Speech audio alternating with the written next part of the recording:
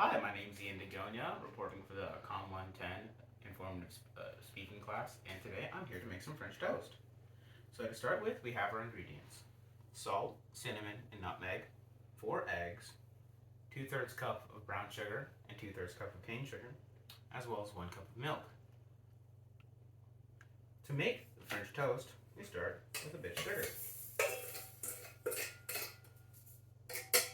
Very simple. Next, we take the milk and mix it with the sugar.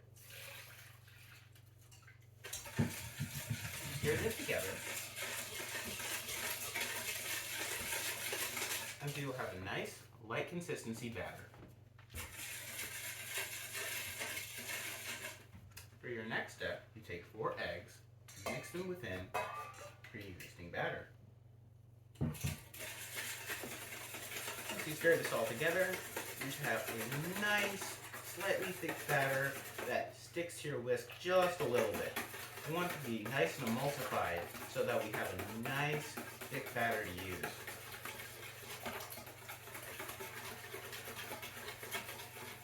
Once it's all stirred together, we can take our salt, nutmeg, and cinnamon and put it in the batter.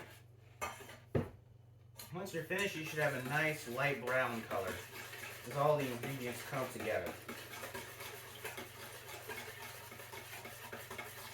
Fun fact is, French toast was first invented in Belgium in 1776.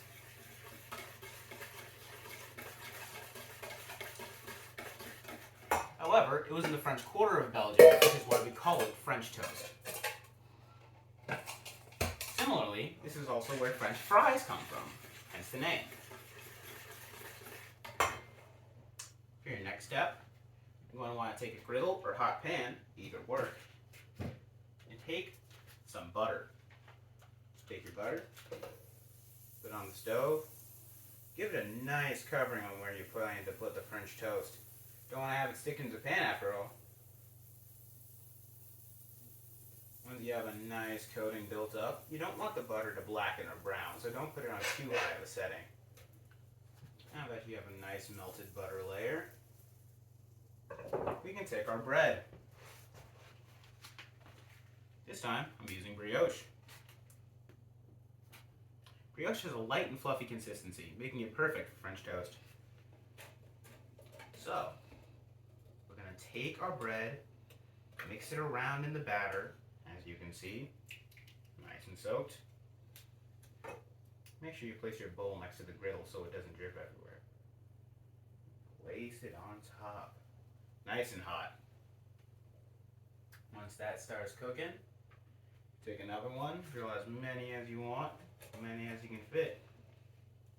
Dip it in and put it on. Nice and hot. So, let's see that your French toast is cooking. You're essentially done. Take it, leave it on the grill for a bit. What we'll do is we'll poke these around, make sure they're getting a lot of heat. Hear that sizzle? Delicious.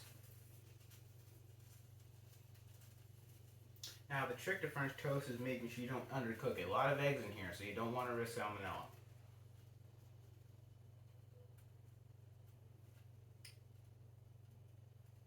And for our next step, we'll take these.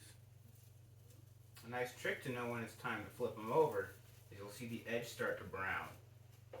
Once they go from that light white color to a nice dark brown, then we know we can get them flipped over. It should only take a couple minutes or so. If your batter is not cooking quickly, you need to turn the griddle up. Not too high or they'll burn.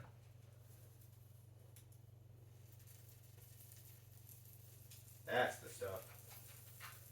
Now that we have a nice caramelized smell, have some darkening on the edges, take these and flip them over.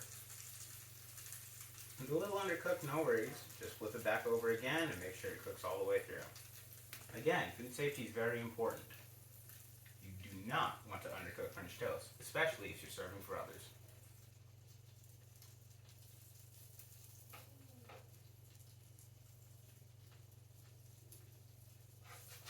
And there you have it, how to cook French toast. Once these are done, we'll serve them up. Any questions? What kind of toppings can go on French toast? Lots of toppings can go on French toast. Whipped cream, maple syrup, butter, etc. Myself, I prefer to use plain whipped cream as the sweetness of the French toast is already complemented by the light, fluffy creaminess of the whipped cream. Any other questions? What kind of bread can you use for French toast? Optimally, you want to use brioche as it's light, fluffy, and soaks up the batter well. However, you can also use plain white bread, potato bread, or whole wheat bread. Thank you.